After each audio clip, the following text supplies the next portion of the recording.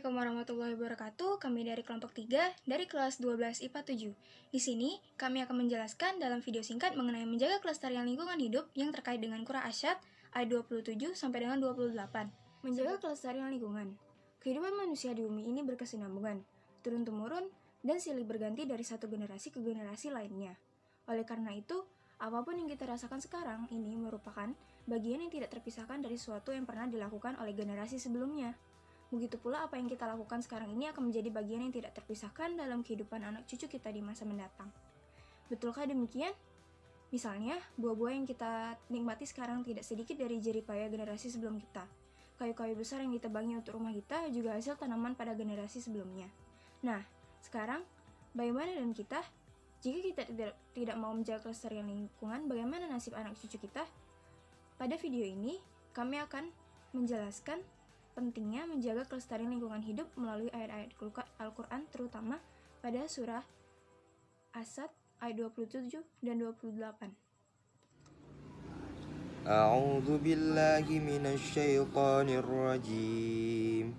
Bismillahirrahmanirrahim. Wa ma khalaqnas samaa'a wal arda wa ma bainahuma batila.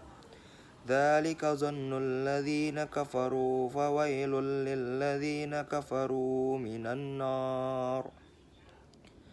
Am naj'alul ladzina amanu wa 'amilus solihati kal mufsidina fil ardh am naj'alul muttaqina kal fujjar. Shadaqallahul azim. Saya akan menyebutkan isi pokok dari Quran Surat Sad ayat 27. 1.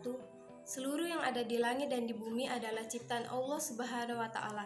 2. Allah Subhanahu wa Ta'ala menciptakan langit, bumi, dan seluruh isinya tanpa sia-sia. 3. Anggapan bahwa Allah Subhanahu wa Ta'ala menciptakan langit, bumi, dan seluruh isinya tanpa hikmah adalah anggapan dari orang-orang kafir. 4. Bagi orang kafir yang mengingkari Allah Subhanahu wa Ta'ala akan mendapatkan siksa yang pedih kelak di akhirat nanti.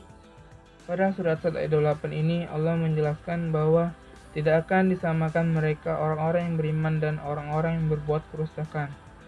Orang-orang yang beriman akan dijauhkan dari api neraka, sedangkan orang-orang yang berbuat kerusakan akan mempertanggungjawabkan perbuatannya. Orang-orang yang beriman yang dimaksud adalah orang-orang yang melaksanakan apa yang seharusnya diperbuat terhadap alam, sesama, dan pada penciptanya. Sedangkan orang-orang yang berbuat kerusakan adalah orang-orang yang melakukan kerusakan di muka bumi atau orang-orang yang tidak mau mengikuti kebenaran dan selalu mengikuti hawa nafsunya. Kesimpulan dari presentasi kami adalah, kita sebagai manusia haruslah mensyukuri, menjaga, dan melestarikan lingkungan alam yang telah diciptakan oleh Allah Subhanahu wa Ta'ala. Karena hidup kita itu berkesinambungan.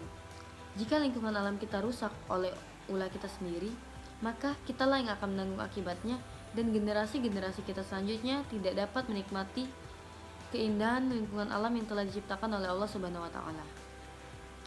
Maka dari itu kita harus menjaga lingkungan alam. Seperti apa yang telah terdapat dalam Quran Surat Asyad ayat 27 hingga 28, bahwasanya Allah telah menjanjikan kepada orang-orang yang merusak alam, maka mereka akan celaka dan mereka akan masuk ke dalam neraka.